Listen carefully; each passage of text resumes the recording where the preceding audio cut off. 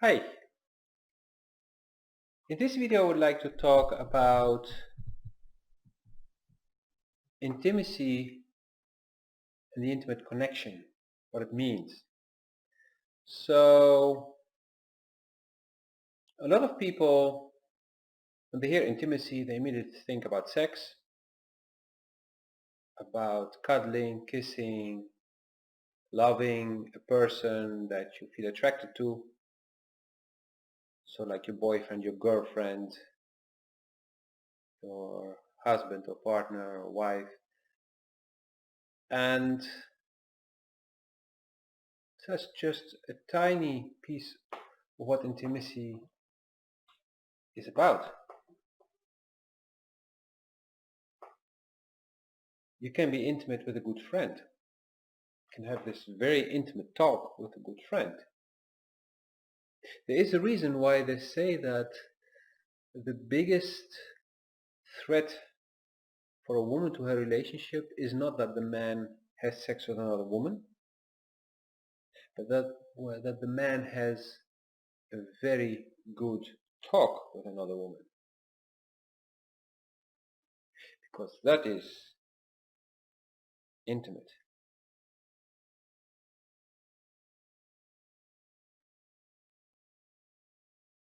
Most people have sex. They don't have intimate intercourse. Even in marriages, even when they're in love, often, at least from one of the two, it's just sex. Generally the man, because men are raised to be very far away from their emotions, because they need to be tough, really tough. Don't cry, don't show your emotions, you're a man. Women, some of them also start behaving like that because they go in their male energy because they want to compete with men. So they try to behave like a man, where life is not a competition. And it's very simple. As a woman, just go in your female energy, and that's what makes you the strongest. And not to compete with the man, to be stronger than a man, but just to bring the balance in the relationship. Whatever kind of relationship you have, being at work, being friendship, being neighbors, being lovers, anything. And so you may ask, okay, what is intimacy then really? And if it's not about your love partner, well, like I said, two good friends can have a very intimate friendship. They can really open up to each other, communicate from here.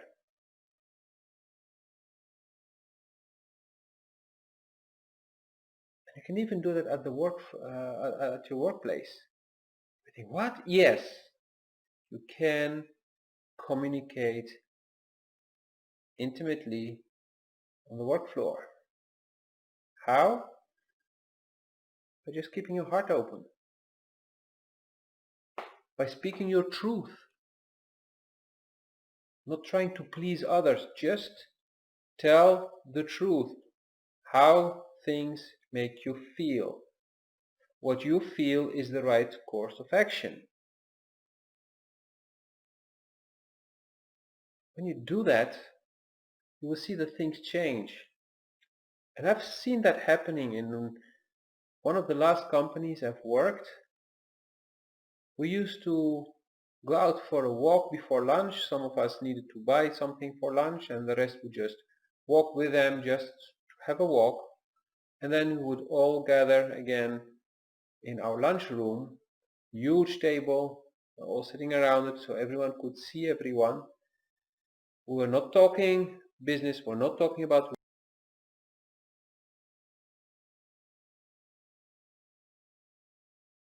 and we were sharing. It would start very simple, like, what is it that you're eating?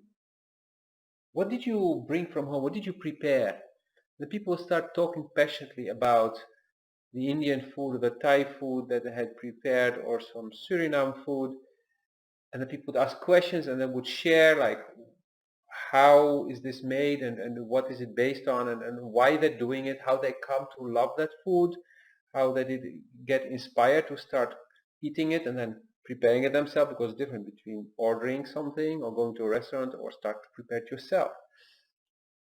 And then people would also talk about, yeah, and I just ordered this guitar online, and oh, what? You play guitar? Yes, I do that for so many years, and I like that kind of music. And people would just start to open up. People would talk about the holidays, would talk about sometimes their relationships, things they experienced. It was opening up. And of course, not everything was per se shared to the whole group, but people would have their talks as well. Um, I was having one of the guys who would say, Lotfi, going for a smoke? I was not smoking, but I meant like, hey, let's have a talk. So he would go to the roof, he would smoke, and I would just enjoy the rest of the fresh air, and we would have a good talk. Fun fact, we're still friends. 10 years later, 11 years later actually, still friends. We still catch up from time to time. There's no cigarette involved. It's just using WhatsApp to call each other. And yeah, that connection is there from here.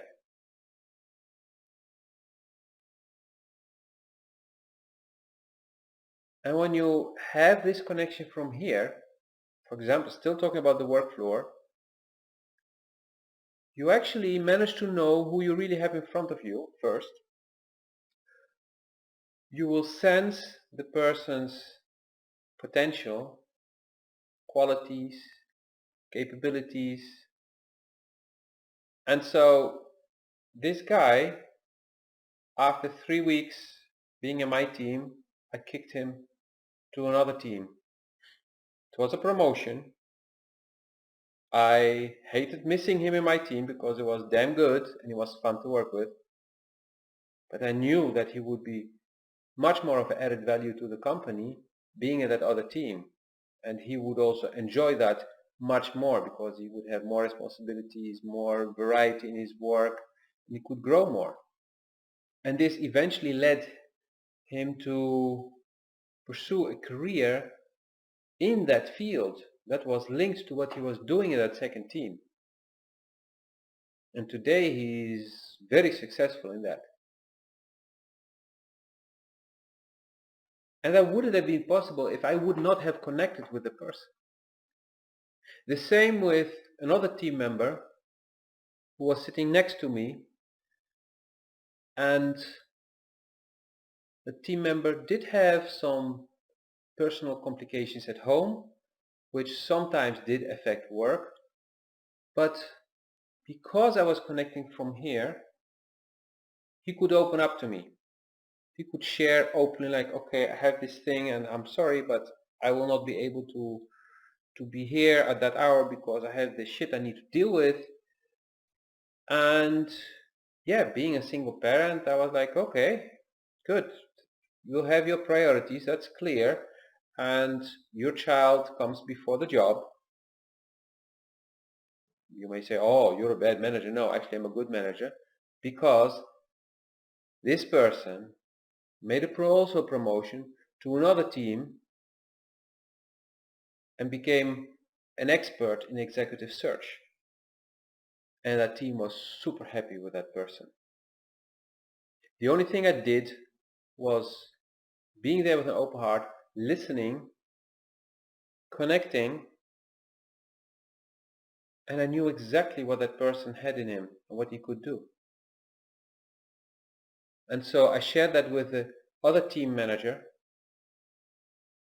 and that team manager was like, okay, let's give him a chance. Let's give him this project as a trial and see how it goes. Of course. Not so long after that, person moved to the other room, and yeah, The rest is history.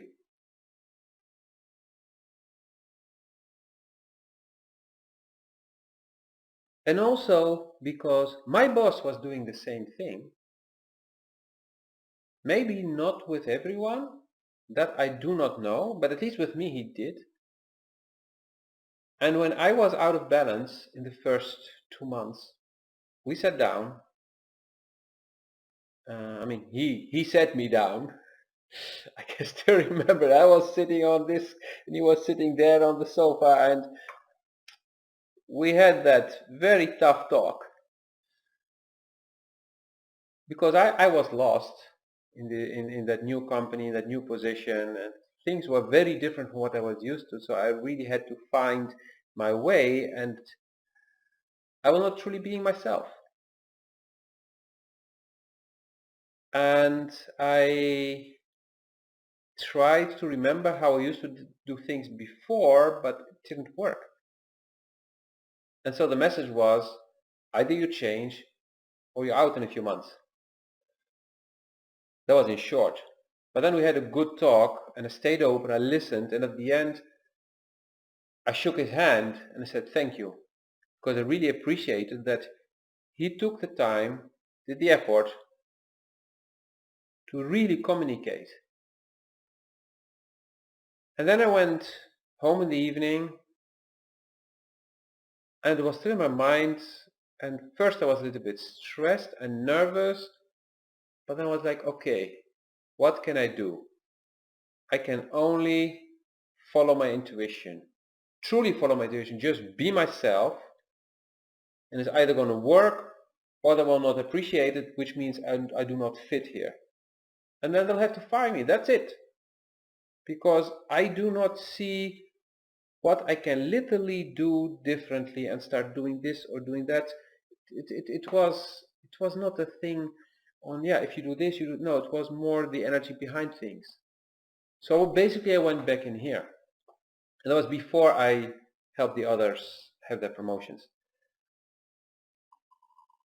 A few months later came this moment in my contract where it was like, okay, you stay and you get a raise or you leave. And my boss was nowhere to be found. He was in the US and he didn't say anything. So I looked at the guy responsible for HR and he was like, no news is good news. So you're getting your raise, which was a huge raise, by the way, and you're in for the long term. Yeah, so that happened. And a few months later, my boss was in town again and he was like, hey, let's go for dinner tonight. I was like, uh-oh, he wants to talk. And he asked me alone, not like with the other team managers or so. I was like, oh, okay. So I took him to my favorite restaurant, which is a Chinese restaurant in Amsterdam. And we sat down and we started ordering, and then I was like, okay, Dave, why did you invite me here? What do you want to ask? Or what do you have to say? He looks at me, nothing. I just want to spend some time together, get to know each other a little bit better, and yeah, I'm here alone, so I thought, hey, let's ask Lotfi for a nice restaurant. I'm like, oh, of course, we talked more, and then he said something really nice. He was like, yeah, you don't hear often from me because I know you're doing your thing and you don't need me looking over your shoulder, and if there is something, you just pick up the phone and you call me. So yeah, low maintenance. But then there is that other manager who's young and he's new in the position and he needs much more support, so that's why I'm on the phone with him on a daily basis. I'm mentoring him. And for me it was perfect because I would always get nervous if somebody would look over my shoulder. So for me it was perfect. He was over there in the US, and if I needed him I would call him like, hey, I have this situation and I need your approval for this, or I need your help for that. And this is my plan. So if you agree, that's what I expect from you. If you don't, tell me what you want to be done differently. And that was perfect. I had my freedom, he had his peace of mind. And it worked perfectly like that. But that was possible because we both acted from here, not from here. Actually, it started before the job interview. The first meeting I had was with him. And he had my CV and I was like, yeah, okay, I don't need you to tell me what's in there. Tell me who you are. Tell me something about you personally. That's how we started. And it was funny because I was like, oh gosh, I have an interview with an American. This was 2008 that I sat down with him, and that was when we had the elections. We had George Bush, and so actually for all Dutch people, probably for most of the people in the world, Americans were labeled dumb because they had George W. Bush, who was totally dumbass. And I sat down with him, and I was like, wow, you're a fake American. You're more like a European. You're actually a human being. So this is just to give you an idea also on how the media can really twist the image of a whole nation based on one person screwing up.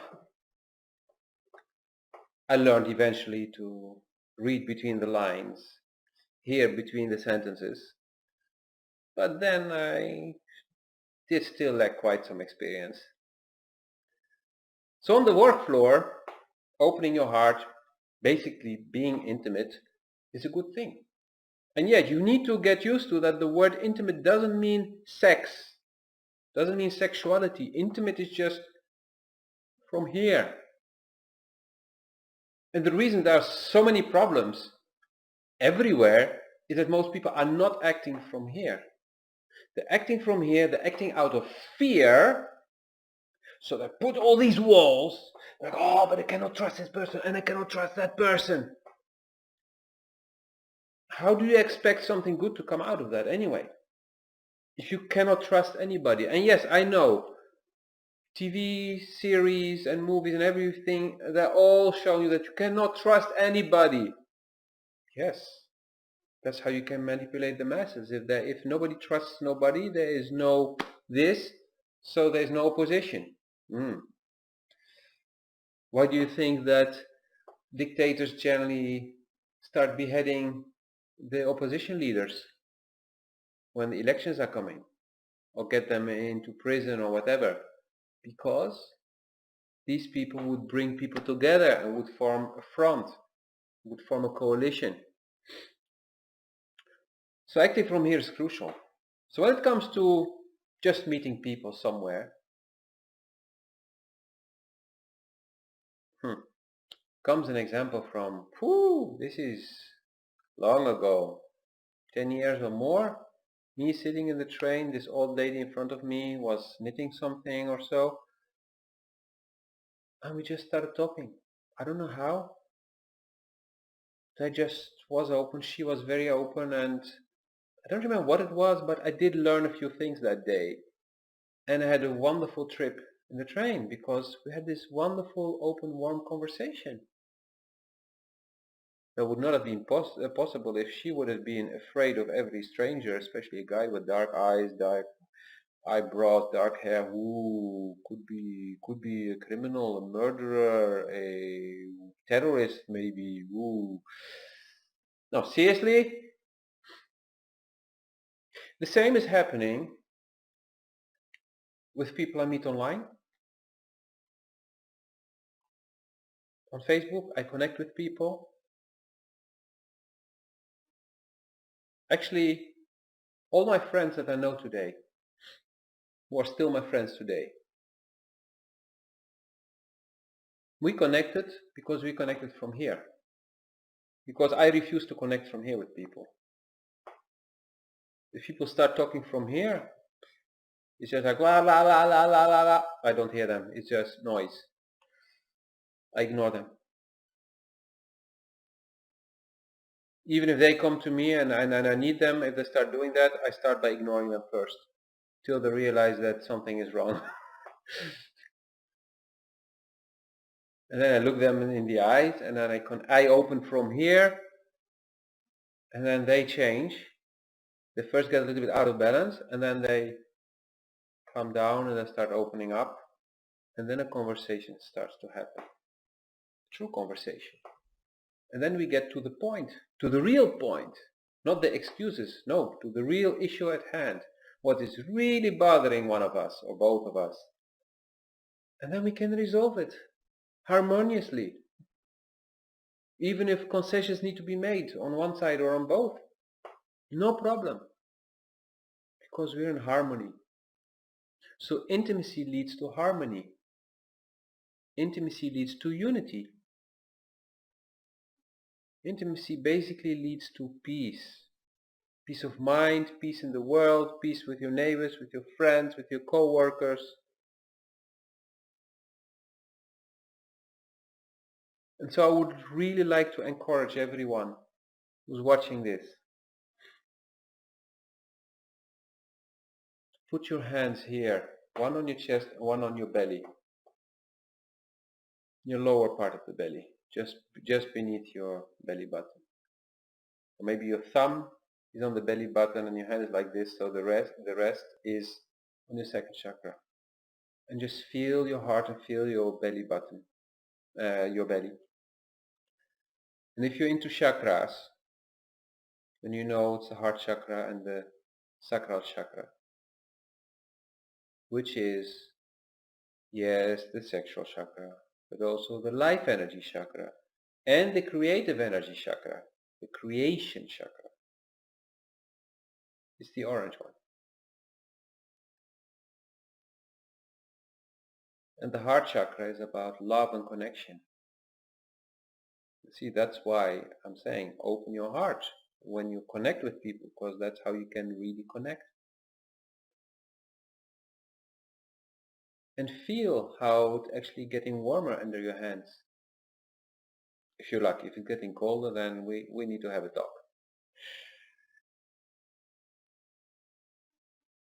And allow the energy to be there, and then maybe if you can visualize, let the energy flow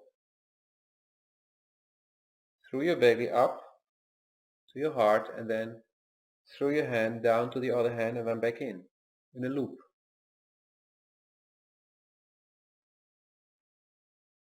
And then just see what happens. You may get sexually excited. Well, that happens. It's fine. A friend of mine said, like a happy dog. See, sometimes happy dogs have erections suddenly, out of the blue. Yeah, that's happiness. Little boys have that too. So we adults can also have that. I mean, if you're a woman, then yeah, you get wet. Yeah, that's possible. Doesn't mean you immediately want to have sex. It just means the energy is flowing and you're feeling good. You may also feel love. Suddenly you start to feel a lot of love. No need to understand why and what is directed at. You just feel love. And that's okay. That's enough. There is no need for a why all the time. That's only the mind who wants a why. But your heart just wants to be open and to be able to radiate. It wants to breathe. Your heart wants to breathe. Just like you don't want to be locked up in a very small room where you cannot breathe. What a fresh air. Why do most of us feel great when you go into nature, be it on the seaside or in the mountains or in the prairie, or just when you live in a city, you go into the park and maybe you already start to feel good because you can breathe. Or just when you open the window and you yeah, now I can breathe. Being at home or in the car.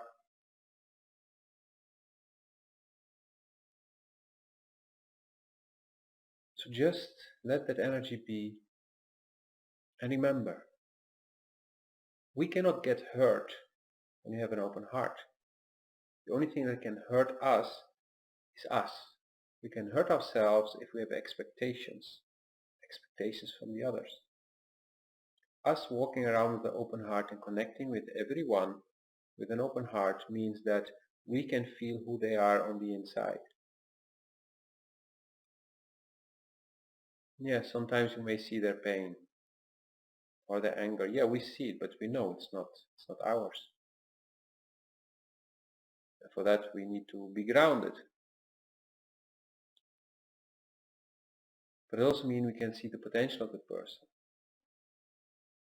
And that person can also feel it. So if that person is ready, maybe even for the first time ever in his or her life, to open his heart, then that person will, thanks to you. So don't take that chance away from anybody.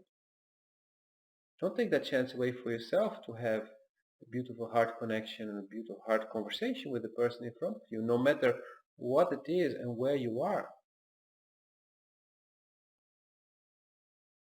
I had a wonderful experience on a super delayed flight. We spent 12 hours in the aircraft on a flight of 8 hours, I think, because there was this whole delay and we could not get out and we had to wait. But as soon as that was clear, I just started talking with different people. Some were the flight attendants and some were some co-passengers. Some I was with because I went with a small group, and some were people I didn't know yet. And I had a wonderful 12 hours. And with me many others, because it's contagious. And so we talked, we laughed, and we shared and stories and experiences. I even helped out the flight attendants when they needed to have a small break or so, and they were also getting exhausted. And I was like, oh yeah, they were handing out ice cream. And so I was at the galley, and it was a Boeing 747-400, so they had the galley in the middle.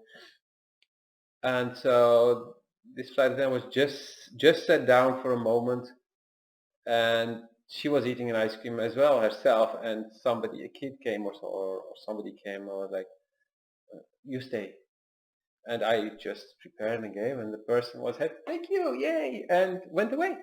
And I did that a few times, and she was like, okay, today I can also be served. And yeah, there were big smiles when we left the aircraft. And so it cannot be a bad thing. And yes, we are taught by our parents, about friends, and by so many, we need to be careful. But that's living in fear. And living in fear means living in contraction, which means your heart is closed and it's cold in here and it's tense. Well, we would love to breathe. So what do you choose? To be free or to be imprisoned in your own fear?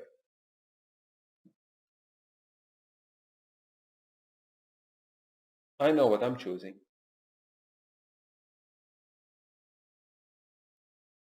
And the only reason we feel pain in our hearts is that we have expectations.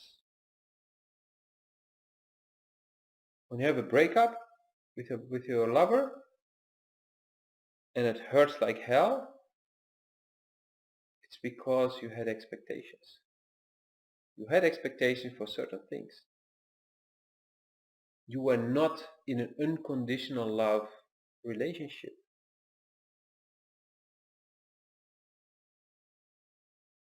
Let that sink in for a moment.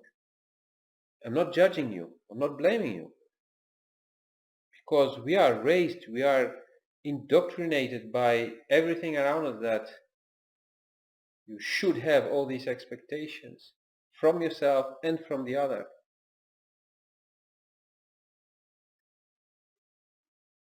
But I learned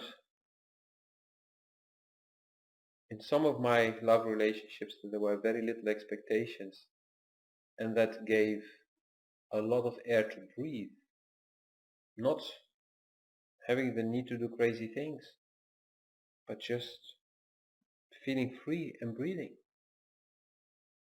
Actually, in my last relationship, I remember saying in a workshop at a certain moment, I've never felt so free as since I've been in this relationship. And I had been literally free, meaning not in a relationship before as well, and being in relationships as well. So both being in a relationship and not being in a relationship, still in that relationship I felt so free. Except for the parts where I was allowing my fears to take over and imprison me. And then I didn't feel free anymore. But it was my own fears, my own thoughts, my own ego. So free yourself. Don't run away from your emotions, because they will just catch up with you, and they will do it when you're unprepared and when it's the most inconvenient. So just live with an open heart. You can do it. I managed. After all the hurt and pain I went through, I managed to do it.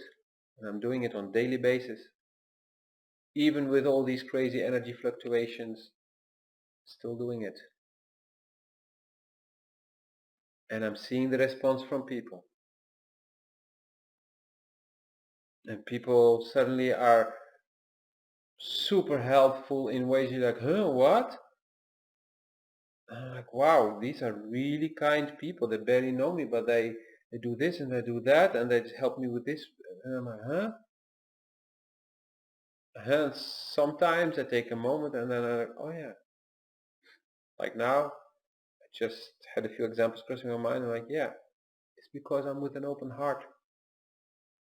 So they can, I mean, unless they're really doing a big effort, but normally they cannot really respond with a closed heart. They have to open their hearts too, at least towards me.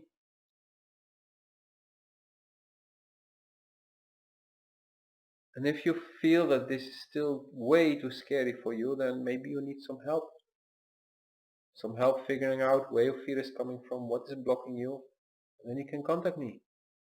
I've helped many people dealing with their fears, finding their fears, resolving them, and then getting free from their own prison.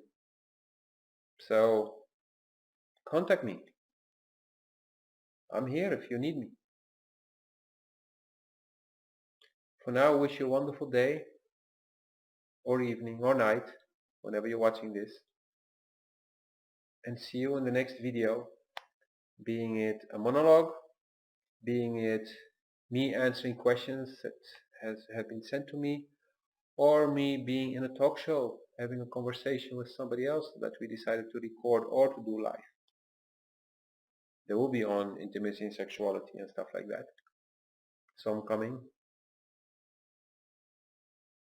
So see you then. And I hope to hear from you. And also that you'll share this with others if you feel like, okay, I know somebody who could benefit from this. Just send them.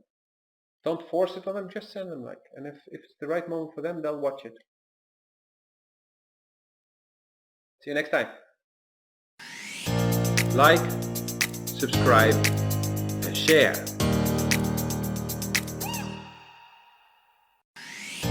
Like, subscribe, and share.